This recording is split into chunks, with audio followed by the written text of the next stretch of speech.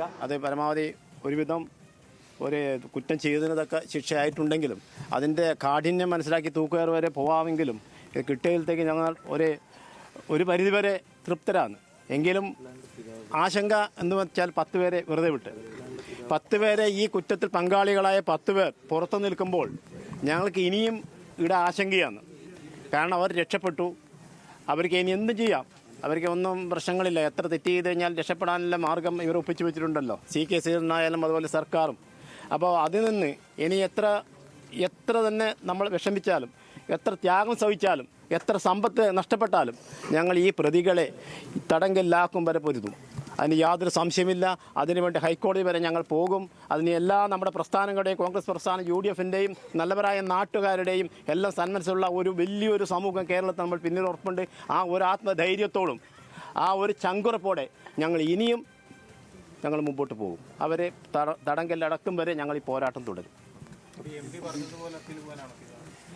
MP പറഞ്ഞതുപോലെ അതിൽ തുടരന്വേഷണമെങ്കിൽ ആരെങ്കിലും പുറത്ത് ബാക്കിയിട്ടുണ്ടെങ്കിൽ അവർക്കെതിരെയും കൃത്യമായി നമ്മുടെ നിയമജ്ഞരുമായി ആലോചിച്ച്, നമ്മുടെ പാർട്ടിയുടെ ഉത്തരവാദിത്തപ്പെട്ടവരുമായി ആലോചിച്ച് നിയമവശത്തു കൂടി എങ്ങനെ നമുക്ക് മുന്നേറാം, ഏത് വിധത്തിലാണ് നമ്മൾക്ക് അവരെ പൂട്ടാൻ പറ്റും എന്നുള്ള രീതിക്ക് ചിന്തിച്ച് ആലോചിച്ചുറച്ച് എല്ലാ തീരുമാനങ്ങളും ഒരുമിച്ച് ചേർത്തും കൊണ്ട് എല്ലാവർക്കും വേണ്ടുന്ന വിധത്തിലുള്ള ഒരു വിധിയായിരിക്കും, നമ്മൾ അന്വേഷണമായിരിക്കും നമ്മൾ മുമ്പോട്ട് വെക്കുന്നത്.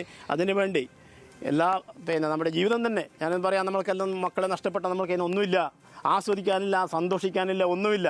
ഒരു മരപ്പാവ് പോലെ ഇങ്ങനെ കഴിയാമെന്നല്ലോ. അതിനിടയിൽ ഇതുപോലെ ക്രൂരകൃത്യം ചെയ്ത ഇവർക്ക് എത്ര കണ്ട് നമുക്ക് ശിക്ഷ വാങ്ങിച്ച് മറ്റുള്ളവർക്കത് ഇതിൻ്റെ നാട്ടിൽ ജീവിക്കാനുള്ള അവസരം ഉണ്ടാക്കി കൊടുക്കാം, അത് മാത്രമേ നമുക്ക് ചിന്തയുള്ളൂ. അത് നമ്മൾ ചെയ്യും. ഈ മുൻ MLA കുഞ്ഞിരാമനടക്കം 4 പേർക്ക് 5 വർഷം തടവാണ് ശിക്ഷിച്ചിരിക്കുന്നത്. കുറഞ്ഞു പോയി എന്നുള്ള അഭിപ്രായമുണ്ട്. അല്ല, കുറഞ്ഞുപോയി.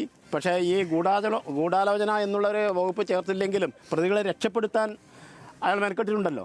രക്ഷപ്പെടുത്താൻ അവരെ തുനിഞ്ഞത് മാത്രമല്ല, കൃത്യമായി ഇവിടെ കൊല ചെയ്ത് പോകുന്ന സമയത്ത് വെളുത്തോളി എന്ന സ്ഥലത്ത് യുദുമയിലുള്ള കുഞ്ഞിരാമൻ വന്നിട്ട് വീട്ടിൽ താമസിക്കുന്നുണ്ട്. കാരണം എല്ലാ കണക്ഷനും കൊണ്ട് ഇന്ന സ്ഥലത്തേക്ക് വരും. അവിടെ തെളിവ് നശിപ്പിക്കാൻ ആൾക്കാർ അവിടെ തന്നെയുണ്ട്.